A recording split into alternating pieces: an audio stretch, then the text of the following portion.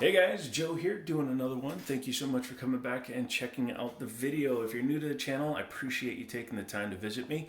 If you like this kind of stuff, maybe consider getting subscribed and joining the channel. Becoming a member allows you 1 week early access ad-free to new videos before they're up on the channel for every other subscriber.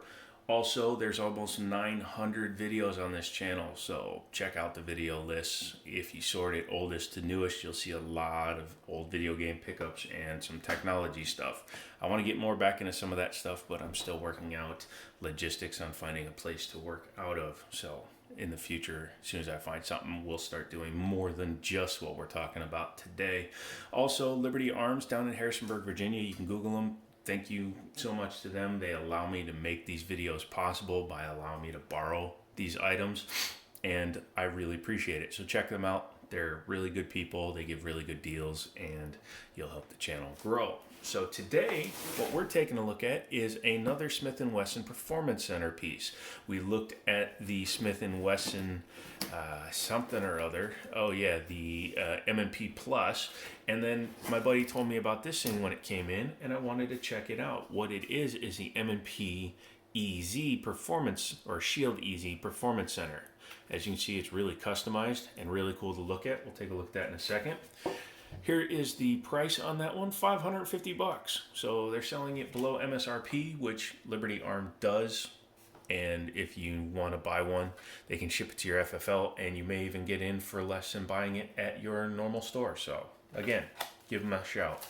You get your manual, warnings, a postcard. Being a Performance Center piece, you get a custom Performance Center cleaning kit. It's collapsible. You've assembled a rod and all that kind of stuff. Under here, you get an extra mag. They are a stainless mag. They're 8+1. Really nice and easy to use, as well as your gun lock. Performance Center, Smith & Wesson, they use cardboard boxes, perfectly fine. More money to put into the firearm. Show it clear. There you go. This is a hammer-fired, believe it or not, 9mm that looks like a striker-fired gun. See it? Nice. And it is a really nice piece. It looks kind of similar, especially with this chrome barrel and the cuts in the slide, to my Glock 19 that I built, if you look up there. I don't own that gun anymore. I actually sold it to my buddy Daniel because he thought it was really nice, and for the money, can't really beat it. But this thing has everything I think a normal Performance Center wanting person would want in their firearm. I know that's a little weird way to say it, but it's 6:30 in the morning and I'm tired, so we're all going to have to deal with me. Polymer frame, steel upper. This is a Smith & Wesson M&P. Has a rear-mounted safety, a frame-mounted safety. That is extremely definitive. You can definitely tell when it's up and off. Nice trigger, flat face as you can see there. Again, once we get inside of it, you'll see that even though it doesn't look like it, it is hammer fired, which actually blew me away because I've already filmed this twice and I just noticed during the last disassembly. There's your mag release. It is reversible but not ambidextrous. However, your external safeties are, so that's nice. At the very least, if you're in a situation where you have to use your left hand, at least you can sweep off the safety. Grip safety works like a 1911, however it is reversed. It's activated up there instead of at the bottom. Perfectly fine. It means you're going to be getting a high grip on the gun anyway. Slide cuts and the lightning they did to the slide look really nice. You can see that barrel through there. I like that they went with a polished stainless barrel in order to enhance that look. Scallops on the rear are your standard Smith & Wesson scallop cut. These ones are just decorative since they couldn't put them up there because of the slide cuts and the decorations. Has a really nice, almost charging handle kind of style thing at the back of the slide. So it's scalloped in and they left material back here so you can easily grab it like that. Easy. It's kind of in the name. Loaded chamber indicator, we'll look at that when we take it apart. And some very nice high visibility fiber optic sights. You don't normally see that on there. Now, when you take a look at it, this thing has a few $100s in upgrades, meaning that this gun is actually super reasonable for what it is. I built the Glock 19 and I spent $200 or $250 on a slide with lightning cuts, so that's an expense. I spent $100 on my sights, I spent $160 on a barrel, and I spent $70 on a trigger.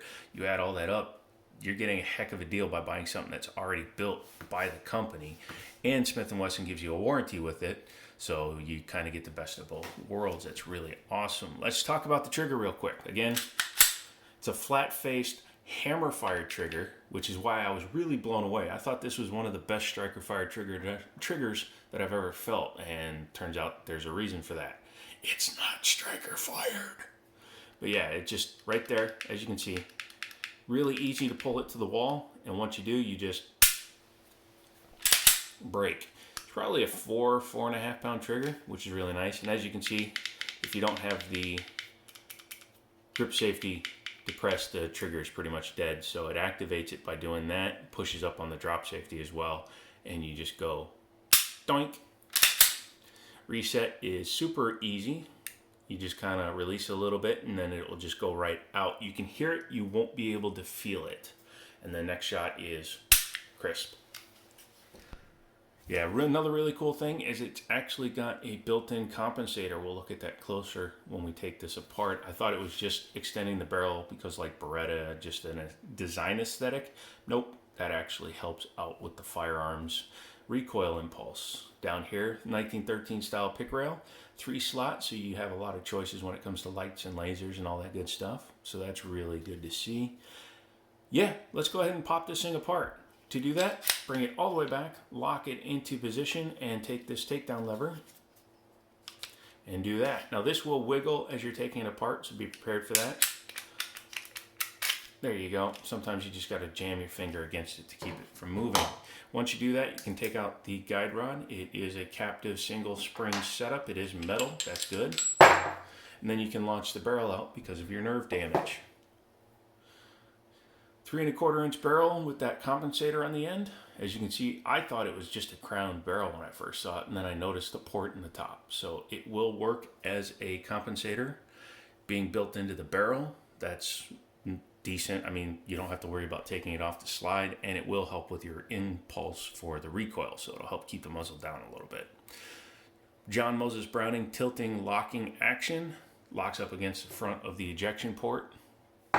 Very standard in modern firearms. There is that loaded chamber indicator I was talking about, so when you have a round in the chamber, that will pop up. Of note, this also has an internal extractor. Makes more sense now that I realize it's not a striker fired gun. There's more room inside the tube inside when it's not striker fired. Taking a look underneath, there's your firing pin tube. It's a very short firing pin actually. Nothing wrong with that, I just happen to notice it's very short. The machining is pretty nice in there. You don't see any real marks. Those dimples are not lightning like I thought originally. Apparently it's a date code for the company to know when the slide was milled, according to a viewer. So if he's wrong, let me know in the comments. Because it's hammer fired, you have a lot of room in the back here. So what Smith & Wesson did was they actually screwed in the rear sight from the bottom. So you can see the set screw actually comes up from the bottom. If you need to adjust it for elevation, or windage, you do have to take the slide off or lock it all the way back. I'll show you that when we put it back together. Actually locking it when it's just all the way back is just as easy. So kudos to them, it's a pretty cool idea, and we'll see how that works. Very, very, again, nice sights. I like the ones that have the open windows on top of the sights because it gives you the most visibility on your front sights, or your sights in general, Most times I'm used to just one fiber optic sight. Taking a look at the frame here. There's your takedown. It is captive. There's your frame rails. You got front and rear frame rails. Pretty standard. There's your rear mounted safety on both sides. There's your hammer, which, like I said, was weird to see. I saw that sitting in there during the last takedown. I'm like, really? And yeah, really. It has a hammer. There's your drop safety and your ejector, slide lock, slide release. Pretty standard stuff in there.